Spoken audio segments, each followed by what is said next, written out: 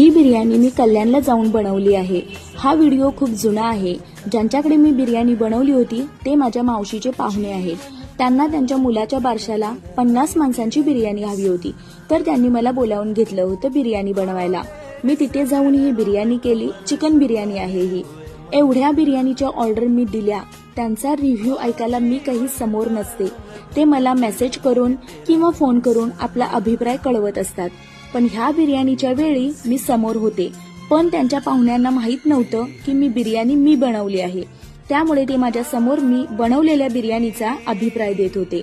मी जेवढी मेहनत घेते ना बिर्याणी बनवायला, तेवढा माझा थकवा असे अभिप्राय ऐकल्यावर कुठल्या कुठे निघून जातो। खरंच आहे ना, मेहनतीचं फळ इथेच सार्थक होतं असं मला नेहमी वाटत असतं। आपण जेवढी मेहनत घेऊ तेवढ्या मेहनतीचं फळ हे समोरचा अभिप्राय ऐकल्यावरच आपल्याला मस्त आणि एकदम भारी वाटतं। रेसिपी तुम्हाला कशी वाटली नक्की सांगायला विसरू नका।